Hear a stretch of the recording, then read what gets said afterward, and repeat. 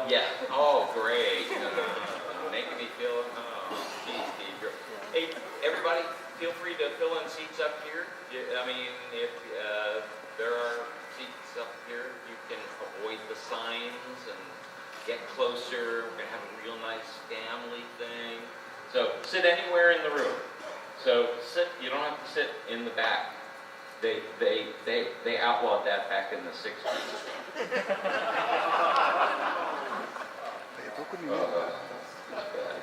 Well, welcome to our little panel. We're going to talk about Star Wars collectibles and this weird, strange new book that Miss Ann Neumann and I did. Ann has been my collection manager for the last 3 years. She's a saint. She is organized. She's a database expert, and those database skills really came in handy in putting this book together, because the toughest part of this book was figuring out, number one, what to put in it, but more importantly, what to leave out. 1,000 collectibles. Actually, how many collectibles are there in this book? 1,075. You see what I mean? Now, I'd never know that. I didn't know that. I still wouldn't remember it. So. But did you consider each sticker in a set to be a collectible, or is the set a collectible? Okay. Well, we have one bookshelf, and you always ask, how many items do you have in your collection? I don't know, probably 100,000 or so. Ann has inventory like 57,000. Yes. One bookshelf in the card room filled with binders has how many items on it? 29,500 some odd. Just in binders. You know, every binders with the cellophane sheets that you can put stickers and cards and bubble gum sometimes. So how did you come to Star Wars? You're talking to me? I'm talking to you. Well, in 1977, I was 9, my little sister Joni was 6, and my mother took us to see Star Wars. And that's how I came to Star Wars. I love girl geeks. They're not enough women. I mean, there's a growing number of women who are into Star Wars, and there's going to be some exciting things happening, and they hopefully knocked out in the licensing area for women in Star Wars, finally. Stay tuned. But, and we find that women may not be as big in the way of collecting, but they're huge as far as reading the novels, and very large as a percentage of gamers. Much more than you would think. It's a much closer distribution of men and women in gaming in general and Star Wars gaming. But we've got this book to talk about, Star Wars 1,000 Collectibles. I've done a couple of collectibles books in the past, but I really wanted to do something about Rancho Obi-Wan, which was a total wreck when Ann came into my life 3 years ago, and has managed to straighten out the collection, start inventorying it, making it look really cool in the museum, and I wanted to do something about all the stories I tell when I give especially charity tours, and what's the best way to, well, let's do a book. Well, nobody wants a book about Rancho Obi-Wan. What the hell is that all about? But Abrams wanted a book about collectibles. They had done a book called Rolling Stone 1,000 Covers, because it had just reached its 1,000th issue. And so we combined the two. I said, well, okay, I can do that book with Ann, but how about, I need to tell the stories. And so what this book really is a great photo book with the vast majority of the photos taken by Ann, and also stories about just being a collector, why Star Wars collecting, what does a collector do, how did you get that, what was your smart buy, what did you pass up that you were really stupid about? What's your favorite collectible? What's your favorite collectible, which is, more like category of collectibles. So, so we started on this task that we knew would be a little difficult, but didn't really know how difficult. Not that difficult in hindsight. Oh, it was really easy. I actually did it in my sleep. Let's take a look at some of the opening pages. The opening chapter, the introduction, shows a little bit of Rancho Obi-Wan. And, this is some of the items in the book. Okay, so here we have Rancho Obi-Wan, and this, I wish the projection was a little clearer. And this is also the proof before the final proof. So you'll see some things marked, change this, fix this, get the background out. But this is the way. This is on a former chicken farm, and luckily it had been converted into a manufacturing facility, illegal because of the zoning, and so it had, well, it didn't have anything. It was concrete floors. Well, it had the concrete floors that we really had to redo anyway, but there was no roof, no ceiling, no ceiling, no walls, no insulation. There were indoor doors on the outdoor. Everything was falling apart. All I saw was the space. I desperately needed space because everything I had in... Still desperately need space. Well, yeah, everything I had in Southern California was in storage lockers. So that's the way it looked when we started moving the boxes in, and that's a little bit of the way it looks now. Next.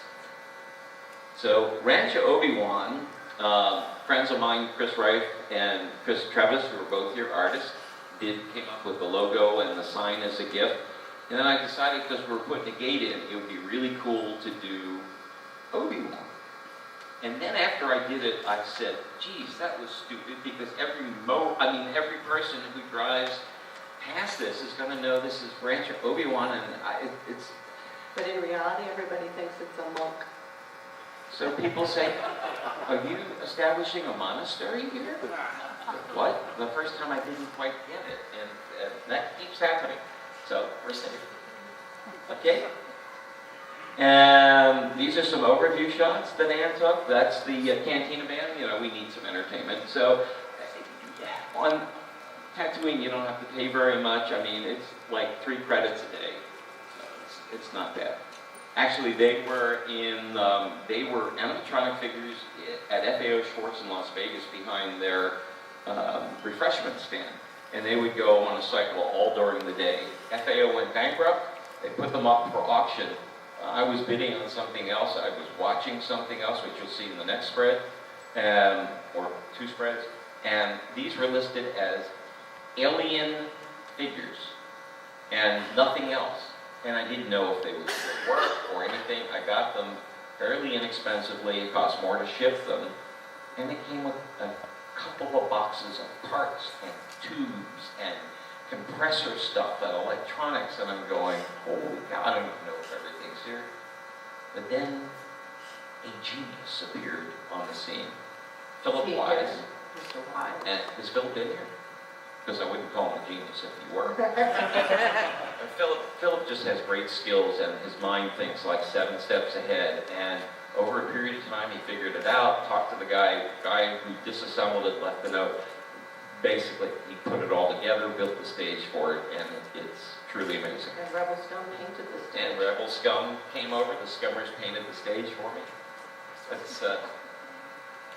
Okay, yeah, so this is the thing I went after. This was at FAO Schwartz at their headquarters on 5th Avenue in New York City from 1997 on. And they had Star Wars specialty shops. It's a very simple, it turns out, light box. And it's a fiber optics connected to the letters, which then go from a long time ago into the Star Wars logo. 2 colors, white and yellow. I thought, oh my God, there must be computer chips in here and everything else. And we go to put it up and look at the back, and it's one bundle of fiber optics going down to a very small color wheel, which just has clear and yellow, and a 40-watt light bulb. And sometimes the most simple things are the most effective. It's just like Star Wars movies. It's the special effects when you see what they really look like. You say, that was the Death Star surface? So, moving on.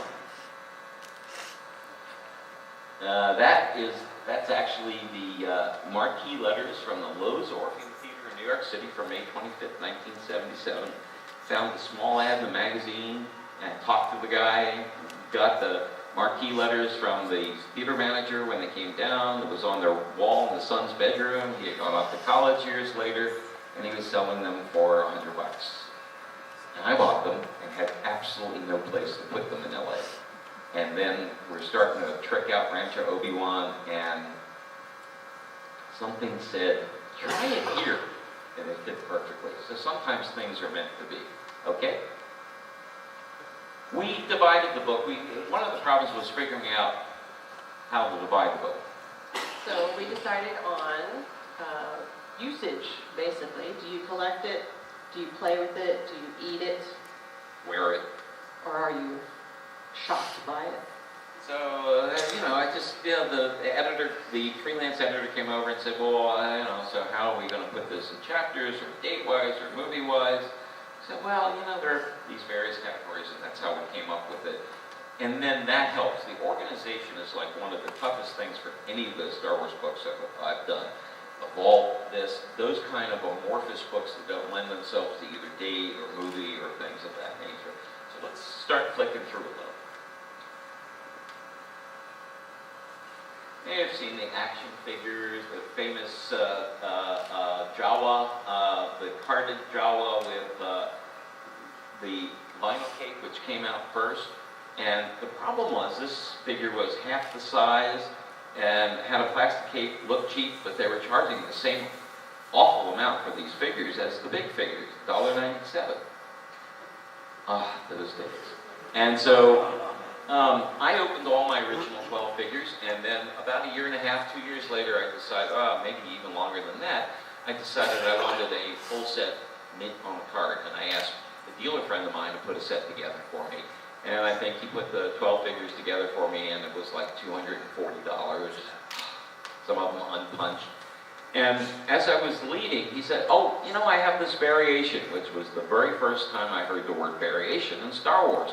And he shows me this cheap-looking vinyl cake Jawa, and I said, what's that? Is that a bootleg? He said, no, it was like something they had put out. You gotta remember, before the internet and before people were really into Star Wars collecting, which took another 20 years or 15 years, nobody knew about this kind of stuff. Nobody tracked this kind of stuff. So he said, some sort of variation, they put it out, who knows, we found out the story later. Well, I'm paying $240. He only took cash, didn't take check or credit cards. And I was down to not that much. And I said, well, how much is it? And he said, $40. And I said, I'll pass. And left the store, walked out to my car, literally started to put the key in the lock. Looked in my wallet, I had about $45, enough to get $5 worth of gas because I knew I needed it. I think that was a full tank. And went back in and said, okay, Sonny, I'll take it. And that toy now, unpunched, mint on the card, $2,000. So sometimes you make the right decision. You'll see sometimes I made the wrong decision. And why don't you tell us something about how you did the photography on the book? I have a very small studio. It's about 5 feet wide by 10 feet long. It's a table. Any one of you guys can do this. It's a table, some white seamless, and 2 lights. I have a camera with a remote, which is quite important because you don't really want to touch your camera so it doesn't get blurry. And basically I would just go to the museum and I would get things and I'd take pictures. And it's not just one picture. You don't just sit something down and take a picture.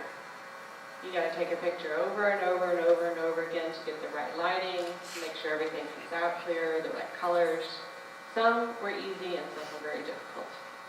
And you're hooked up to a computer, so you can see immediately on a bigger screen what the picture looks My like. camera is hooked up via USB to my computer, which has a Nikon piece of software, so as soon as I take the picture, I can see it on the big screen, which is really important. And then know if I need to retake the picture or redo the lights, move it around. It turns out that in photography, if you're a photographer, you know this, but in doing still life, lighting is the most important thing. It has to be well lighted. You've got to deal with the shadows. Abrams decided he wanted this book, Everything Against White, sort of like a DK book, a visual dictionary, but that kind of clean, crisp look. So that made it even a little more challenging on some of the stuff. And even so, I still had to Photoshop. Yes, there was a bunch of Photoshop work. Now there's some really big pieces. There was another book project from a couple of years ago that was aborted by the publisher, and so we had a bunch of photos that had been taken by a former ILM photographer. Alex Ivanov. You'll see his name in a lot of Star Wars books, actually. His photographs are in there. And he took all the photos of the items in the museum. They were attached to the ceiling, attached to the floor.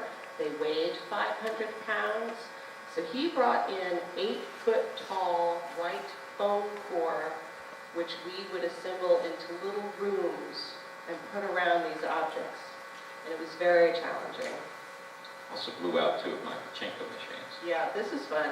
So we tried to do the remote lights one day while he was still taking pictures, and the remote for the lights actually shot off his camera lights over and over and over again. Blew out his cameras, blew out the pachinko machine.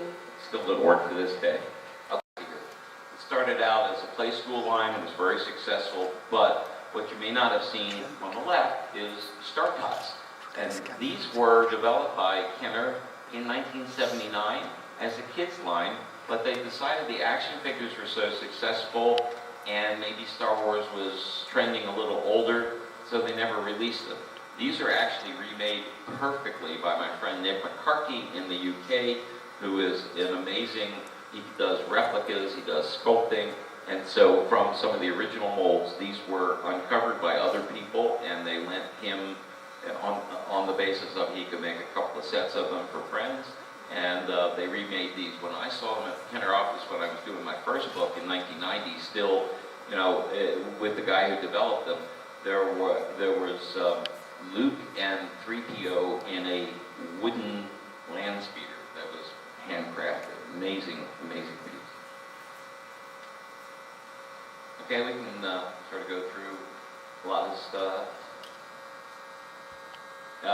The missile firing Boba. So there are a lot of people who claim that they remember they got a missile firing Boba Fett. Nobody else did, but they did. Well, can you show it to me? Oh, the dog chewed its head off. Oh, I buried it in our old house. Oh, I set it afire. And nobody has one. They never sent one. There was a product safety issue before they ever distributed them.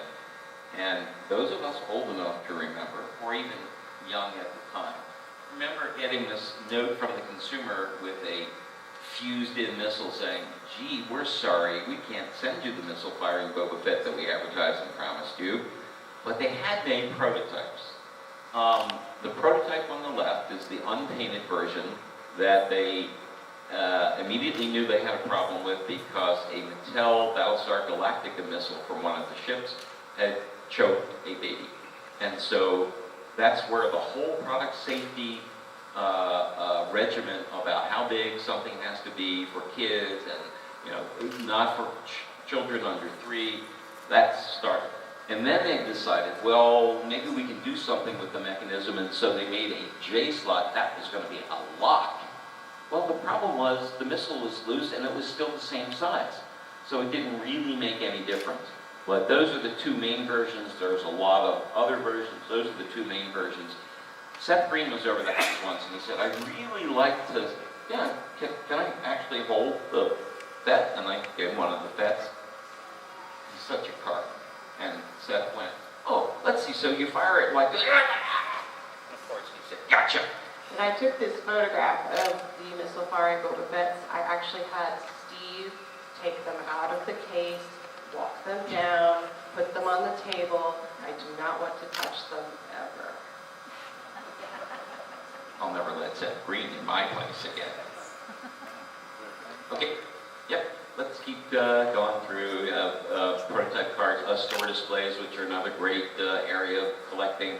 Oh yes, so back in 1983, they thought, oh yeah, we want to do all these Jabba Palace figures. Let's do Gargon. Well, back then she didn't have a name. She was the 6-breasted woman. And every child wants a 6-breasted woman to play with in their Star Wars battles. Duh. So it got as far as you can see. That's an original prototype on the right. That's the first plaster version. And then on the left is the way it would have looked if it had gone all the way to a finished version. A customizer named Ryan Shaw made that. And then, lo and behold, in 2008, finally, every collector has always wanted a six-breasted woman action figure.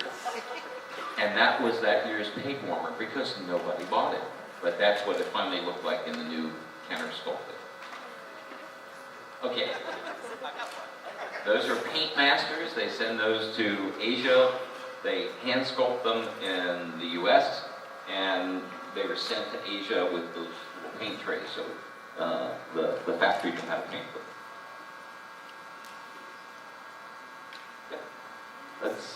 Oh yeah, these are the unproduced Ewoks and Droids figures. So you've heard about or you saw the Ewoks and Droids cartoon series. Didn't last. Ewoks lasted for 2 seasons, Droids lasted for 1 season.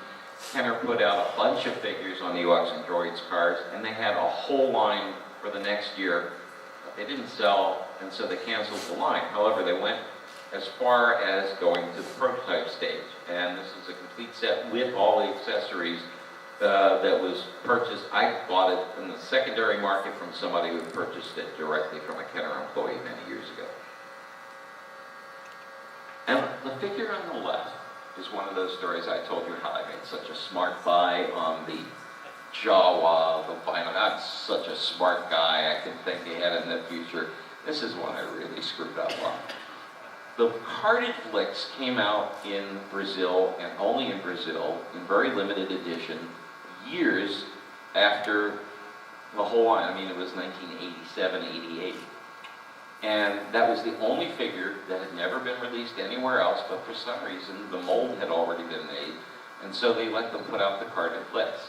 Well, about 2 years after I bought the whole Kenner set, a friend of mine called me from Seattle and said, "Hey Steve, I've got something you might be interested in, and I have a Vlix on a card, and it's in pretty good condition." I said, "Well, I already have a Vlix, but that sort of interests me. How much do you want for it?" And he said, "Well, I really can't go lower than $800. And I said, "What? I already have $800? Yeah. Greg, please, I'm not interested."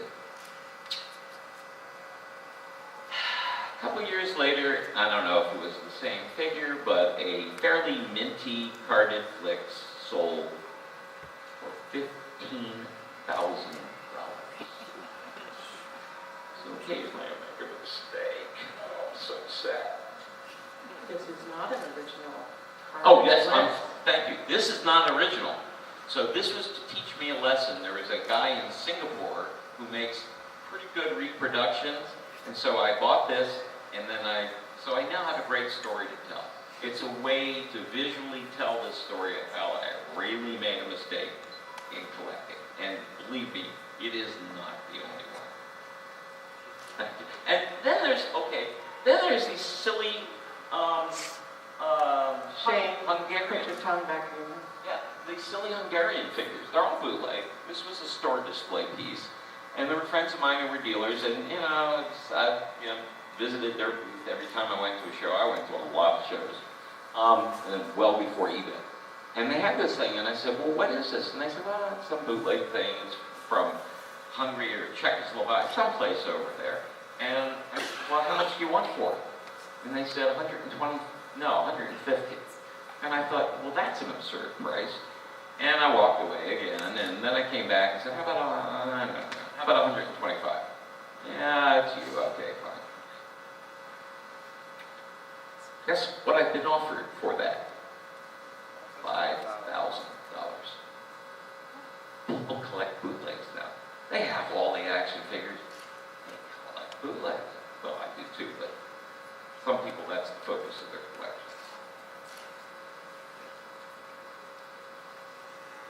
Oh yes, you remember the Pretty. Yeah, right. That's monkey. Well, that was monkey-faced Leia, 8-man Luke, and Han Solo Flex.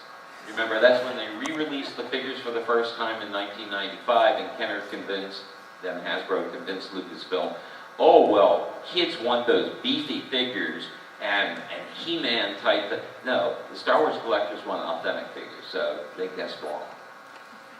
How'd you take that? Wait a second. How'd you take that Falcon picture? That looks great. Straight down. Straight down. Put it on the floor. Put your camera above it. Do you have a rig that goes over things? There is a rig. It's a special tripod that you can buy that has a normal center pole that you can put up if you have a height. Or this one comes straight up and then it flops down so you can shoot straight down. But the thing you need to have as an accessory, which they don't really tell you, is a sandbag because your camera will flop over. That makes sense. So sandbag if you want to do proper photography. Now, Anne was really essential to picking a lot of the items in the book. And we would walk through the museum, and Anne would take notes. She would pick out items. I'd say, well, what about the whatchamacallit? And we would go through that, and we did that a number of times. Then we walked through once with the freelance editor, and I saw she didn't know anything really about Star Wars or much about collectibles. She was a great editor, but I could see where her eye was going. And there were some pieces where, she was fascinated by a Disney 45 RPM record tote. And so, obviously, that's in the book.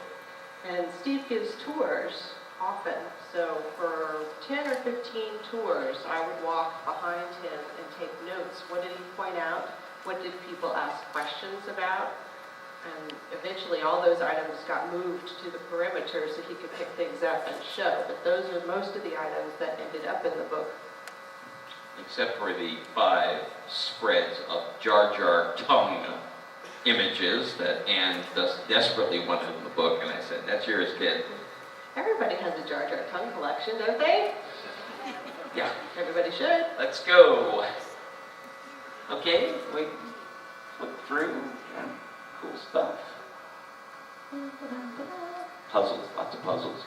Cool, in Spanish, puzzle is rompecabezas, which means break your head. Go ahead, kids. These are stacking puzzles are pretty cool. Strange puzzles from the UK. Palatoy. Go plush. Okay, so let's stop here. On the left is the furry rare, and you can see why. Chewbacca hand puppet from Regal Toys in Canada.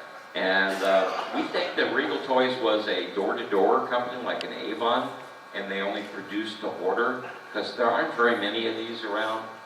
But then next to it, this is my very favorite item. If anybody has one to sell less than $500, let me know. Why is that your favorite item? It's so simple, and it's very cute, and it has actually heft to it when you pick it up. It has cute little button eyes. Look at his arms. Isn't that adorable? A helpless Jawa. She takes in strays, too.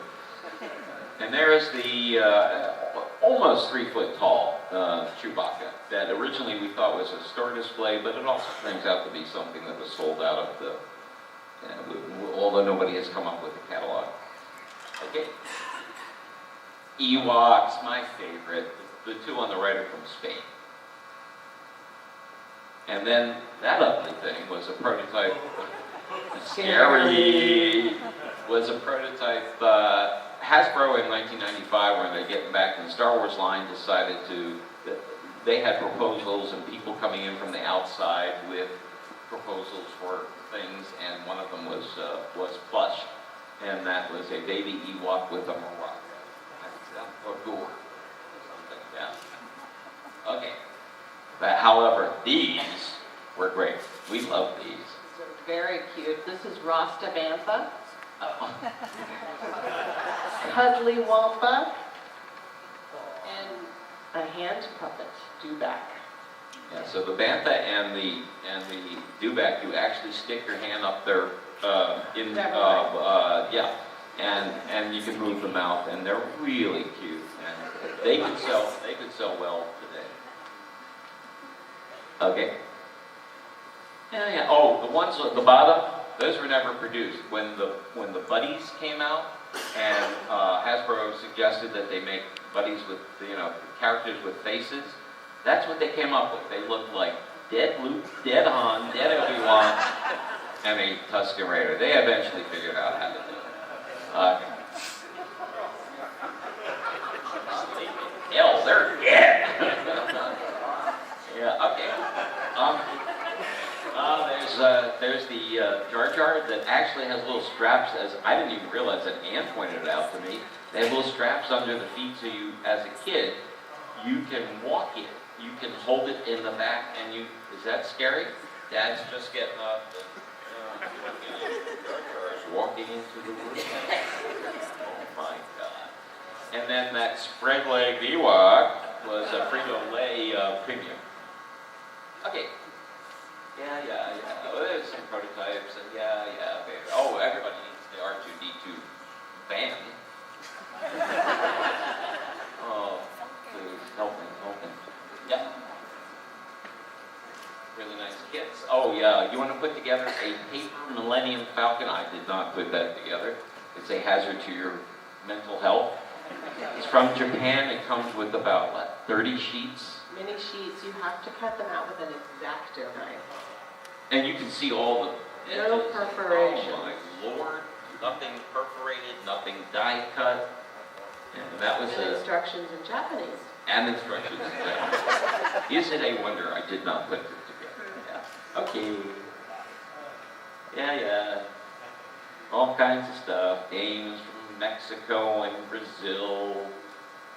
This on the right is the 12, well, it's actually 15-inch original IG-88, and that is a pre-mold IG-88 on the right. And you can see there, well, not very well here, but there are arrows and letters and things, and they actually closed up some of the seams before they made the final mold. On the left is something we couldn't find anybody, we obviously didn't have good connections.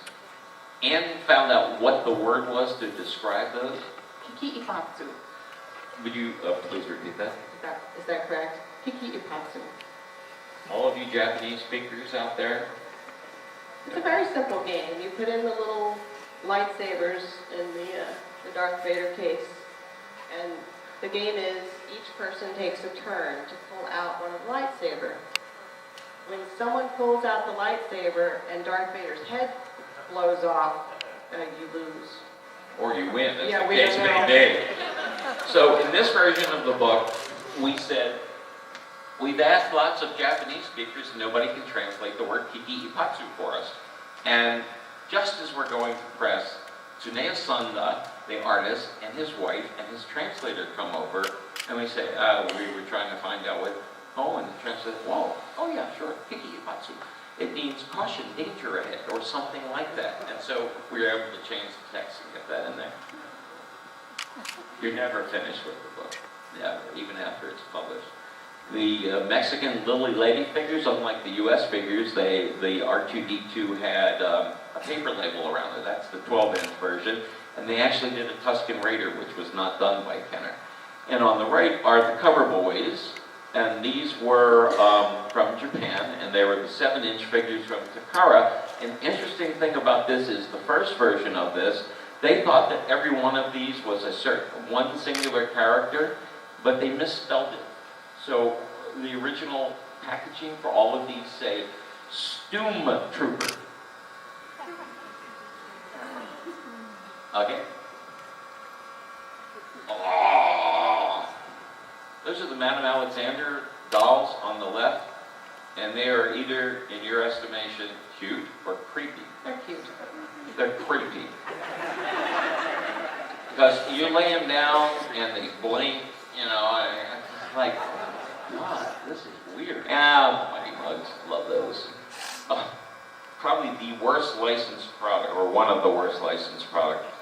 Kenner, or Parker Canada, Kenner Canada, in 1978, desperate to come out with something early in the year, without asking Lucasfilm permission, slapped Star Wars on plastic guns and little tubes that were supposed to be lightsabers, and a piece of rope that was Luke's, on a plastic hook on the end that was Luke's rope to get across the Death Star chasm. And so, but these are exceedingly rare, because as soon as Lucasfilm saw them, they said, get those off the market. Ow! And those are the three that they put in. The boxes are fairly well shot, but that's a very rare example of these pieces. Okay. Okay. Yeah. Okay. Okay. Do you have the entire book? Huh? Do we have the entire book on PDF? Yes. We're not even through the first chapter. No, I know, but we're going to go fast. Talking Yoda, that Ewok family is a salesman sample of the preschool line. Keep going. Lego stuff. Oh, that's the 500 pounds. that's the full-size Lego Darth Vader. You know, they don't sell their store displays, right, Matt? And the Vader, the full-size Vader, is about 7 feet tall, and they actually made 3 of them to sell at FAO Schwartz for $10,000 each. Well, this boy does not have $10,000 to spend on a Lego figure, even if it is 7 feet tall. And 2 of them sold right away, and then years later, I got a call from my personal shopper at FAO in Las Vegas. She said, "Steve, we've got the last Vader figure, and the boss really wants to get it out of here, and it's 80% off, and I'm calling you first." And I said, "Sold!" And then it arrived, and there was a slight problem. The lightsaber didn't light up. And I called back to FAO. They said, "We can't do anything about it." I called some friends at Lego, and they found out who was involved in the project. And they said, "You know, that happened to one of the other ones that we sold. We're not sure whether it was Joey Fatone's or Michael Jackson's." And I'm sure it was Michael Jackson's, because they said, "We sent a service technician out to the person's house." Well, you know, somebody wanted to go to Neverland. And so they sent somebody out, and he fixed the lightsaber. 2 months later, they sent me a bolt from Germany. So Michael Jackson, Steve Sansweet, not in the same league. Okay. Yeah, these are the Kubricks from Japan, really cool. And the wind-up tin figures from Japan. Japanese do amazing stuff.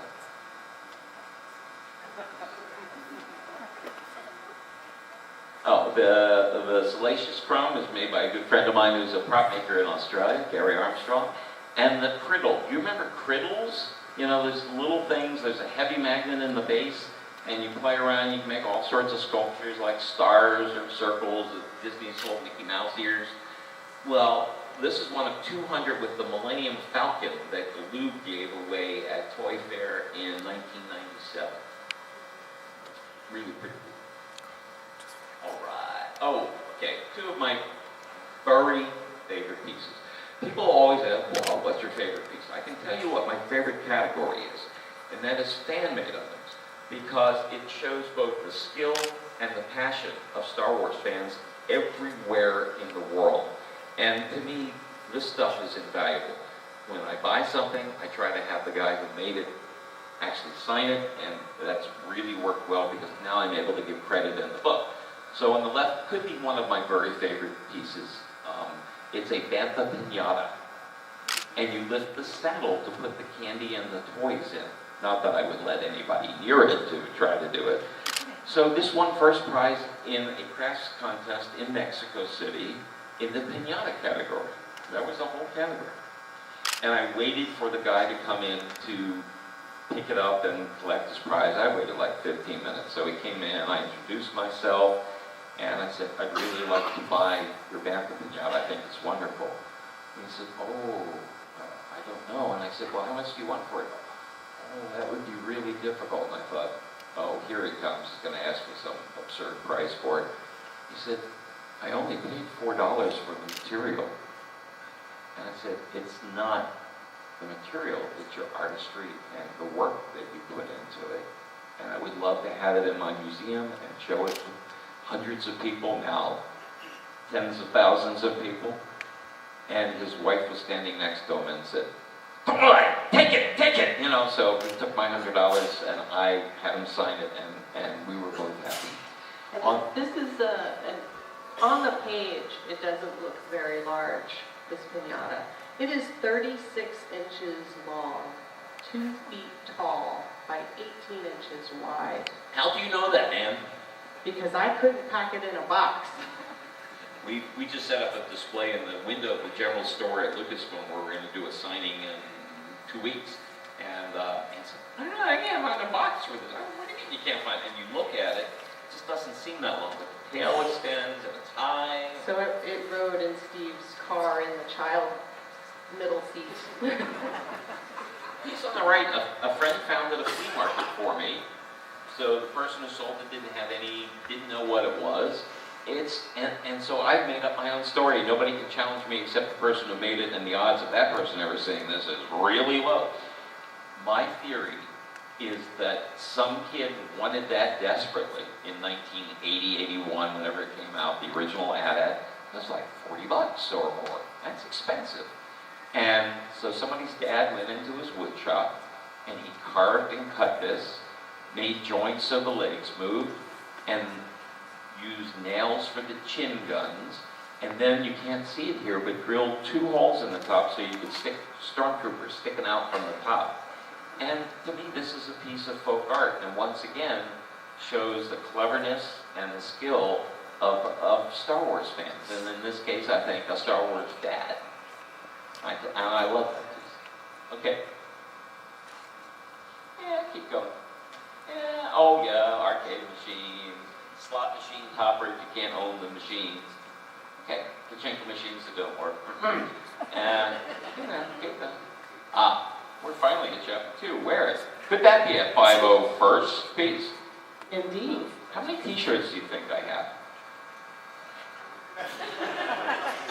Steve has, I packed Steve's t-shirts in those small banker boxes. Each box contains about 30 shirts. There are hundreds of these boxes everywhere. They're in my room. They're in the room next to me. They're in the museum. They're in the loft. I'd say 3,000-4,000 t-shirts. And that just scratches the surface. That is from all over the world, and that's fan shirts and 501st shirts. I love 501st. Episode 1 shirts beyond Oh, imagination. God, there must be 20,000 Episode 1 shirts by themselves. All with the same image. Yeah, well, they flooded the market. Okay, let's go through this fairly quickly until we see something cool. Oh, we saw something cool, sorry. Everything's cool. I forget where things are. I love everything. Go back one more. This is also from FAO. It's the Pit Droid clothing rack. That's lingerie, actually. And I'm sorry? Lingerie. Lingerie. Oh, I forgot about that. Sorry. A little Mark Echo ad that for some reason they didn't put in Children's Digest. It's a very sexy lingerie model wearing a clone trooper helmet. And it has nothing to do with the toys that they sold, just like the sexy models have nothing to do with selling a board, but they sell it. And then on the right we have, on the far left is the Boba Fett motorcycle jacket, but we'll see that again. So let's move on. I'm okay. Okay? Aww. These are my girlfriend's children. Aren't they adorable? So they didn't make many things for girls, but this is from Marks & Spencer, a big UK department store chain. And so they did girl stuff for episode 1. And some early stuff on the left. Okay. Oh, now that's how, those are from Taiwan, but they're back 1977, 78. How you make evil cute. I mean, okay. Yeah. Now, look at that. The Japanese again on the right. Converse flip-flops, but you take them out of the background, and then you have, obviously they made the whole Stormtrooper head, and then you just pull them out. Okay. Underoos. I still have nightmares about the black and white Underoos commercials when they had 4 little boys in their Underoos dancing out on stage, and then a little girl comes out in her Leia Underoos, and in front of the little boys starts jumping. And I look like Princess Leia in my Underoos. Nightmare. For years. Ruined my life. Okay. Everyone wants a Jar Jar silk dressing robe from Australia. Or boxer shorts. It's a Princess Leia necklace, not the original, but a jewelry company in Finland that designed that, sold it before the movie came out. Somebody obviously understood or saw it. It's part of a line called Cosmic Jewelry, and they're still making it today. And one of Anne's very favorite pieces. These jewelry pieces were made in 1997 by Neumann. These are the only ones I've ever seen, and anybody I've ever talked to has never seen them. They're sterling silver. One is a ring, the R2D2 is a pin, and a fabulous bracelet. Anybody ever see one of those? Charm bracelet. Yep. Okay. And on the right is a new word in my vocabulary I had to learn, and I'm sorry, Pierre and Michelle, because I'm going to mispronounce this terribly. Mintinbox.net. Mintinbox.net. Heart purse. Mintinbox.net. Pierre, is that right? Oh, Jesus. I mean, sorry. Yes, it's Sunday. That's even worse. Mintinbox.net. A heart purse. Thank you for absolution. And it's a Swarovski crystal. And God, I mean, FAO made 75 of those by Captain Bowman, and they were charging originally $2,300. They only sold 3 of the 75, imagine that. And then they went on 80% off sale and sold the rest. And that's why they went back. Okay. Yep. Beautiful rings from Japan, but much too big. Only Peter Mayhew could wear the Chewbacca ring, who probably has it on now, but... And they're also lethal weapons. I mean, you can see that Darth Maul, that second ring from the left with the... You punch somebody with that, guaranteed. Yeah. Okay? Original belt buckles, those are cool. Let's keep moving. Yep. Yeah, let's go. Yep, keep moving. Oh, wait, yep, let's go back one. The ugliest box in the world, Australia. Stormtrooper costume. Look at that guy. He's got goiters on his mask. Let's go. Okay. Bonnie Burton, Lucasfilm. Oh, that's Bonnie Burton, Lucasfilm, yes, with color correct. That's the Wampa costume that I also bought in Mexico. Yep. Page 200, y'all. That's our precious puppy, Luca. And did it when I wasn't home. She got a very nice treat, but she was not very happy. As you can tell. She could not believe it. She's so kind-hearted. What are you doing to me, Anne? And I had to take it really quick, and it was very hard. God, she wants something. Okay, moving on. Yep, patches. I love the 501st patches. Keep going. Okay. Yep. That was a gift from the German garrison at the Rose Parade when we brought in 200 stormtroopers from all over the world. Okay? Let's move a little faster. T-shirts for days. Jackets. Up! No, one more. There we've got Boba Fett wearing the Boba Fett motorcycle jacket, helmet, and gloves.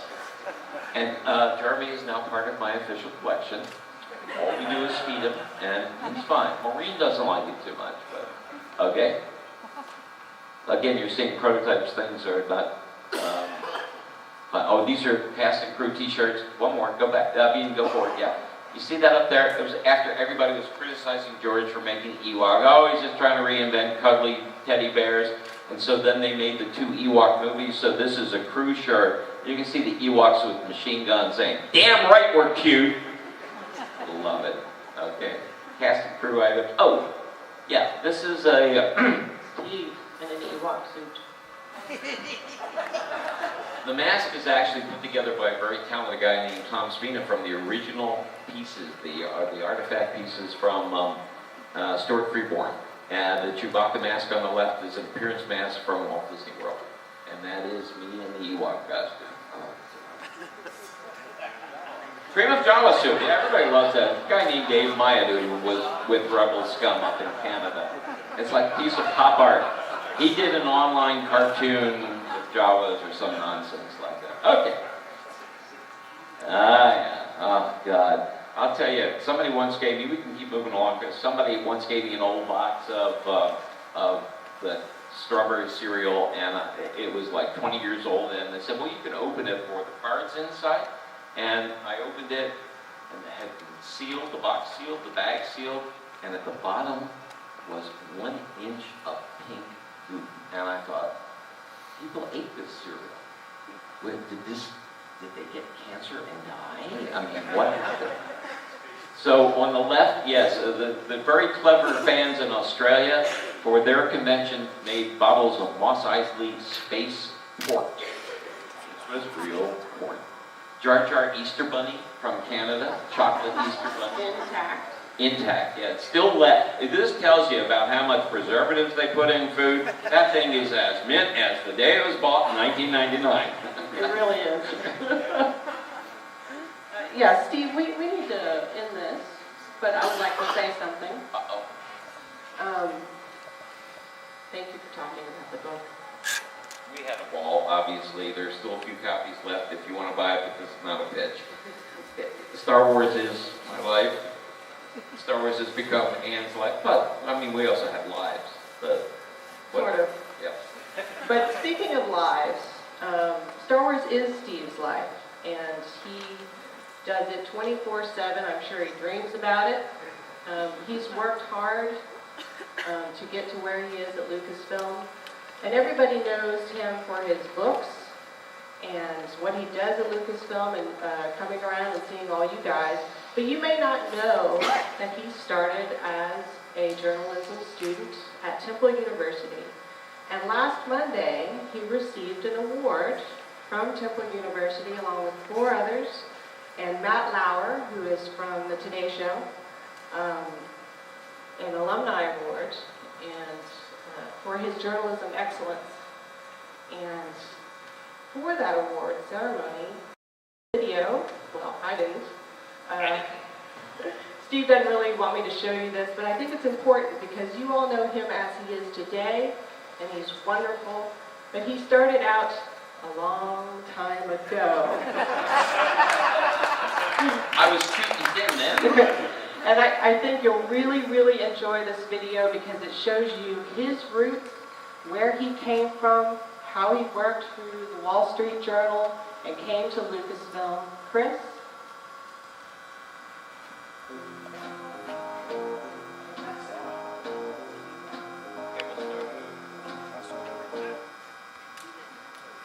Hey, did you like that? Wasn't that? We need to rewind. I'll rewind. Sorry. You can't rewind this. Nice glasses.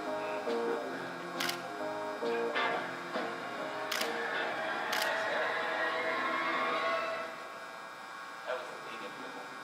Everybody at the Temple News was awestruck about him. I mean, he was a leader because he was not only a passionate, committed newspaper person, he really had ethical standards, and I think he imbued us all with that kind of standard and that commitment to do the best journalism we could.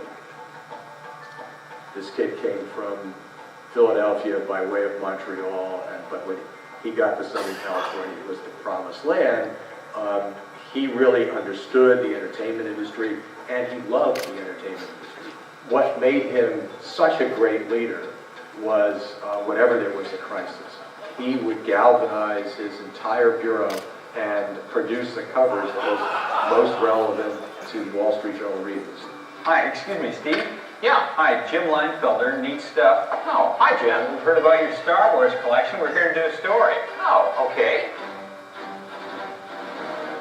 The first time I met Steve was when he was working on his first Star Wars book, From Screen to Collectible. I thought it was great that Steve was going to write it because he was an avid Star Wars fan and collector, major collector. But he was also a very grounded person with a real job and a great career at the Wall Street Journal. So we were excited that somebody with that sensibility was going to be able to work in the world of Star Wars. This is the museum.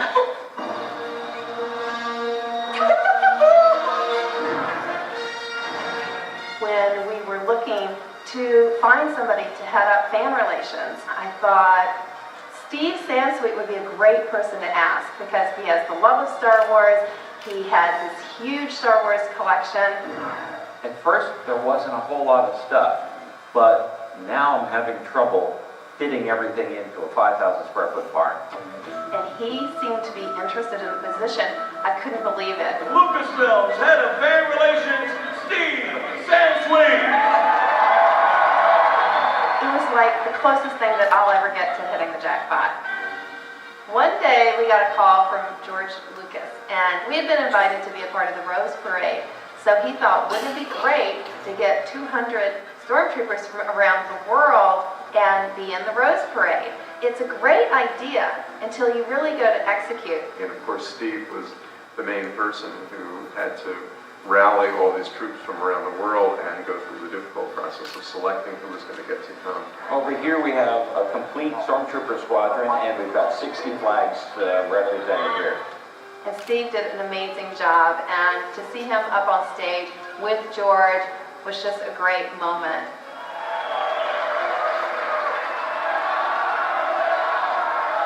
His life was really touched by seeing Star Wars, as many people's were. He has that passion, it has an emotional significance for him that's very deep. When you hear him talk about Star Wars and talk about the movies, he really connects to the story. It's really about the young boy who can look outside of his hometown to go out into the larger world, and Steve has certainly done that. Next to Lucas, he's the rock star of the Star Wars toy industry. Steve has a great relationship with the fans. You know, he's been at this for a long time, which gives him a lot of credibility. I see many familiar faces, old friends, and a lot of new friends. He is their connection to Lucasfilm. He's their connection to Star Wars. He loves Star Wars like they do. They trust what he says. They believe in him. And that's a very special relationship. And that's something that you can't do from a PR department. You need to do it from somebody like Steve. I'm thrilled that Steve's been inducted into the Hall of Fame, you know, both for what he accomplished with the Wall Street Journal and then what he's done journalistically and as a fan and collector for Star Wars, which has had a huge media impact. He's truly a Star Wars ambassador, but he's also showed what you can do when you really have the passion for something.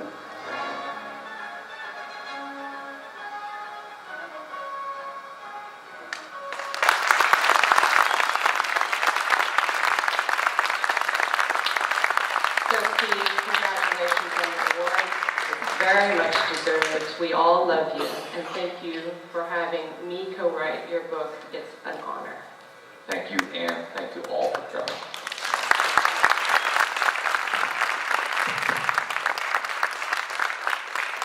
We'll be at the table outside at 3 o'clock, signing if you'd like. And at 2 o'clock, an hour from now, we have the Clone Wars actors, all of them, plus Dave Filoni. And we have a script that they're going to act out in their Clone Wars voices that Dave just gave them this morning. It's going to be fun.